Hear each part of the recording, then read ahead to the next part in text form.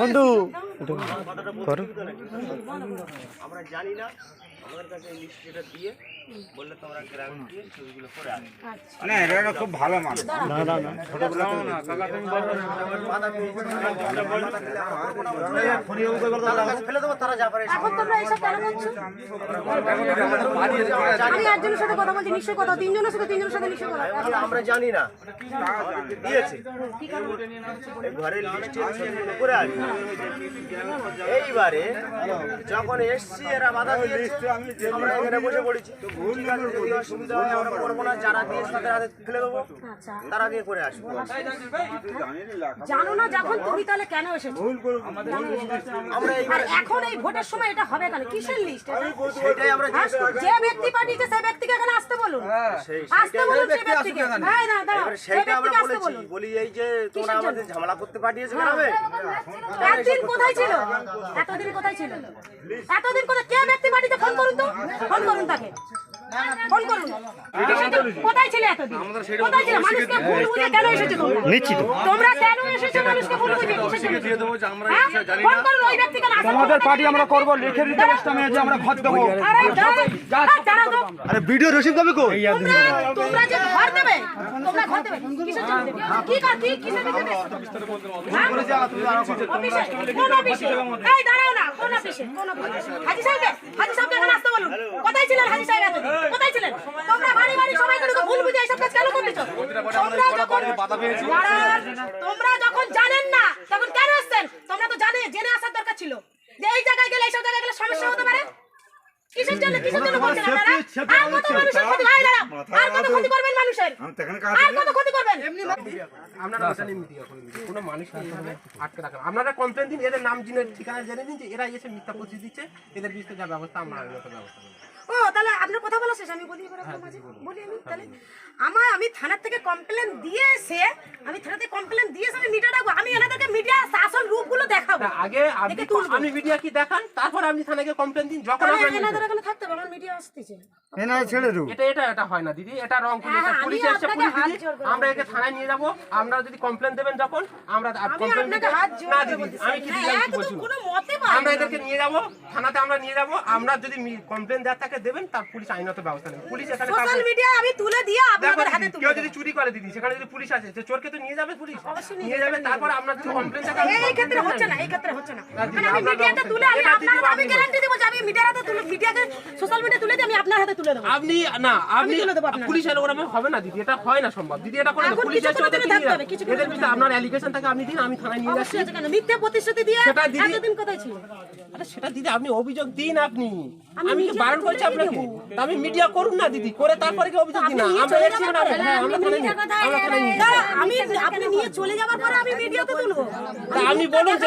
আপনি বলুন যে এরকম লোক এসেছিল, তার মিথ্যা প্রতিশ্রুতি দিচ্ছে, তার ভিডিও না না দিদি, এটা কোনো ভুল না, এটা দিদি কোনো ভুল না, এটা দিদি কোনো ভুল না, এটা দিদি না। দেখুন দিদি আইনত দিদি জান, কোনো এরকম করবে না। পুলিশ এসেছে, কাউকে আপনি আটকে রাখবেন না, এটা আমি বলে দিচ্ছি। এটা খুব বাজে ব্যাপার হয়ে যাবে। পুলিশ এসে পুলিশ তাকে নিয়ে যাবে, পুলিশ এসে তাকে নিয়ে যাবে, আপনি মিডিয়া করুন, মিডিয়া এটা আমি করতে পারি না বলি, এটা দিদি খুব ভুল কাজ করছেন। তাহলে এনারা করছে কি করে?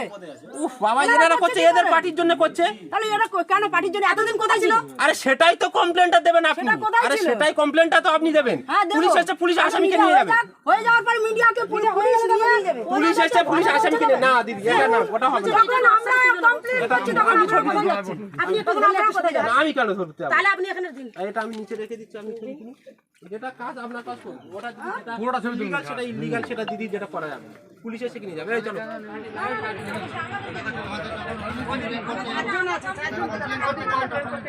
ওই ডকুমেন্ট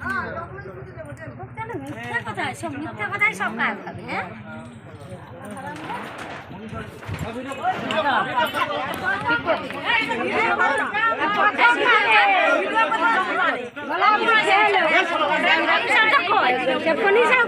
যাচ্ছে চলে যাচ্ছে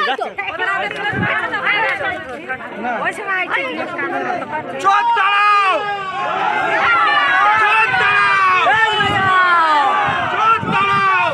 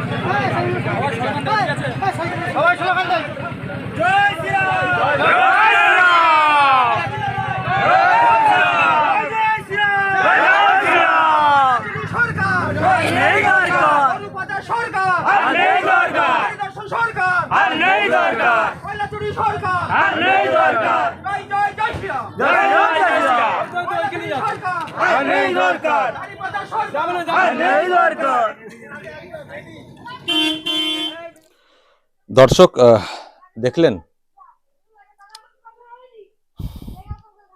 ভোটের আগে ভুয়ো প্রতিশ্রুতি দেওয়া হচ্ছে যে ভোট দাও তাহলে বাংলার আবাস দিয়ে দেব, এইভাবে প্রচার চলছিল।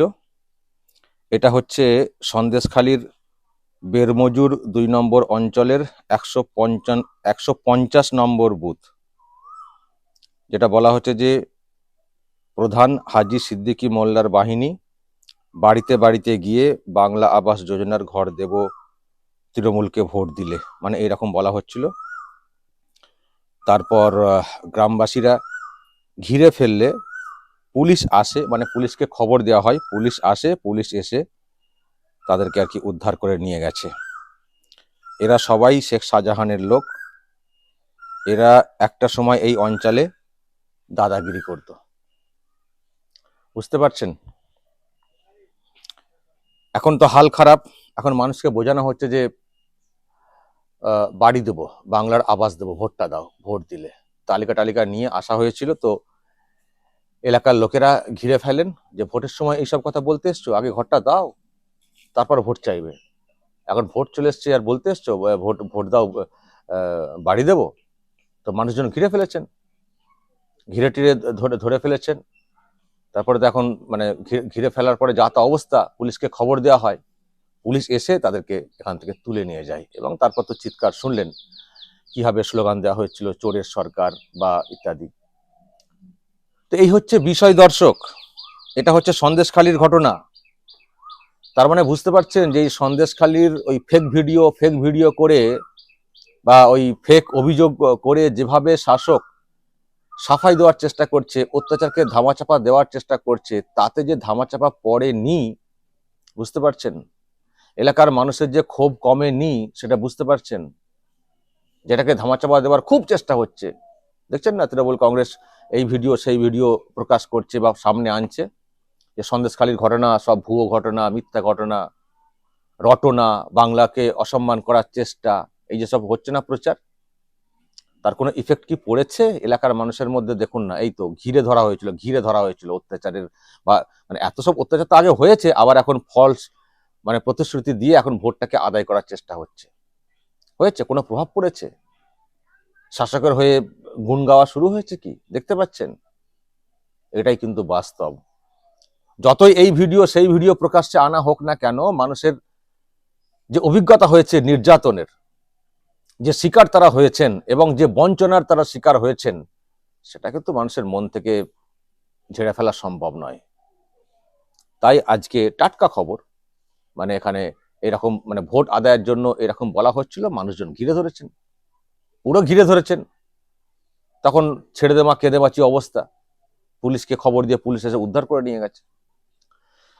তো তার মানে এটাই যে ওই ভিডিও, ওই যে সাফাই দেওয়ার যে ভিডিও এখন চলছে, ওতে কোনো ইফেক্ট পড়েনি। শাসক দল হয়তো এইসব বলে টলে একটা ইমেজকে মানে ড্যামেজটা কন্ট্রোল করার চেষ্টা করছে, কিন্তু মানুষের মধ্যে থেকে কিন্তু সেটা যায়নি যে ঘটনার অভিযোগ সামনে এসছে। একটা হয়তো প্রশ্ন তোলার চেষ্টা হচ্ছে মানুষের মনে যে সন্দেশখালীতে কিছু ঘটেনি, কিন্তু সেটা যে একেবারে মানুষ মেনে নিচ্ছেন, গ্রহণ করে নিচ্ছেন, শাসকের কথাতেই একেবারে তারা চলবেন, শাসক যা বলছে তাতেই একেবারে গলায় গলা মেলাবেন, হাতে হাত মেলাবেন, তাদেরকে সমর্থন করবেন, ও বাড়িতে এসছেন, হ্যাঁ আসুন করে একেবারে এসে শরবত খাওয়াবেন, তারপর তাদের দিকে ভোট দেবো বলে বলবেন, হয়নি বিষয়টা। ড্যামেজ কন্ট্রোল হয়নি, মানুষের মনের ক্ষোভ মেটেনি, মানুষের যে শিকার, যে বঞ্চনা, এটা যায়নি, যাওয়ার কথা নয়। যে মানুষের বাড়ির দরকার নেই, তার বড় বড় বাড়ি, তাকে সরকার টাকা দিয়েছে, আর গরিব মানুষগুলো টাকা পাননি, বাড়ি পাননি। আজকে ভোট এসছে, এখন প্রতিশ্রুতি দিয়ে লিস্টে নাম আছে, আসুন বসুন, একটু কথা বলি, ভোটটা দিন, পেয়ে যাবেন, এই ঢপবাজি, এসব মানুষ আর বিশ্বাস করে না, করবেন না। আর সন্দেশখালি, যার সম্পর্কে আমি বারবার কথাটা বলছি, এইসব ভিডিও প্রকাশ করেও কিছু হবে না। মানুষজন আপনাদের এই এতে বিশ্বাস করেন না, আপনাদের ঢপবাজিতে বিশ্বাস করেন না, সেই জন্যই ধরে ফেলেছেন গ্রামের লোকেরা। ফলে দর্শক, এই হচ্ছে বিষয়, এই হচ্ছে বাস্তব। যতই চেষ্টা হোক সন্দেশখালির ড্যামেজ কন্ট্রোলে, মানুষের মন থেকে সেই বিষয়টা উপড়ে ফেলা যাবে না। আর ওই দুটো একটা ভিডিও দেখিয়ে এটা প্রমাণ করা যায় না যে কিছুই হয়নি নির্যাতন। আমি তো নিজে গিয়েছিলাম সন্দেশখালিতে, আমি এখন একটা অন্য জায়গাতে রয়েছি, একটু গ্রামের দিকে রয়েছি, সেখান থেকেই ভিডিও বানাচ্ছি। মানে এটা আমি একটা ব্যক্তিগত কাজে এসেছি আর কি, একটি জায়গাতে। যাই হোক, তো এই মানে ওইসব বলে টলে হয় না, এইভাবে দুটো একটা ভিডিও প্রকাশ করে সন্দেশখালির সব অভিযোগ মিথ্যা এটা প্রমাণ করা যায় না, মানুষের মন থেকে ওটা ঝেড়ে ফেলা যায় না। এর কিচ্ছু মানে আমি তো বলবো এর কোনো ইফেক্ট পড়বে না। মানে শাসক যেটা চাইছে যে একটা ইফেক্ট ফেলে দিতে ভোট বাক্সে, বা ড্যামেজটা কন্ট্রোল করে ভোট পুনরুদ্ধার করতে, হবে না, এই ভিডিও প্রকাশ করে হবে না। এই তো বাস্তব চিত্র দেখছেন দর্শক। আর একটা কথা বলবো শেষে, শুধু এখানে নয়, আমি শুনছি রাজ্যের বিভিন্ন প্রান্তেই শাসক এইরকম একটা করে ফর্ম নিয়ে যাচ্ছে যে ভোট দাও ঘর দেবো, ভোট দাও ঘর দেবো, আর ঠিক গরিব মানুষগুলোকে টার্গেট করা হচ্ছে। মমতা ব্যানার্জির ছবি, আর আবার কোথাও কোথাও একটা ফোন নাম্বার দেওয়া আছে, এই ফোন নাম্বারে মিস কল দাও, তাহলে আপনার নাম নথিভুক্ত হয়ে যাবে, আপনি ঘর পাবেন। এবং মিস কল দিলে মিস কল দেওয়ার পরে আবার ওদিক থেকে আবার একটা রিয়াকশন আসছে, হ্যাঁ আপনার নাম নথিভুক্ত হয়ে গেছে। সবই তো ওই পিকে এখন নেই, তার কোম্পানির চাল, বুঝতে পারছেন তো। তো এইরকম হচ্ছে রাজ্যের বিভিন্ন প্রান্তে, এরকম নাকি সব চলছে। এটুকুই বলবো, যেখানে এরকম চলবে ঘিরে ফেলবেন, ঘিরে কৈফিয়ত তলব করবেন যে আপনারা এখন কি করতে এসছেন, আর এই সময় এইভাবে প্রতিশ্রুতি এইভাবে কি দিচ্ছেন ভোটের সময়ে ডাইরেক্ট। আর এইভাবে দেওয়া যায় না তো, এইভাবে কি প্রতিশ্রুতি দিচ্ছেন, এটা কি চলছে? নির্বাচন কমিশনারও এটা নিয়ে কিন্তু দেখা উচিত। রাজ্যের বিভিন্ন প্রান্তে এইভাবে ঢপবাজি চলছে, মানুষকে এইভাবে ভুল বোঝানোর চেষ্টা হচ্ছে ভোট আদায় করার জন্য।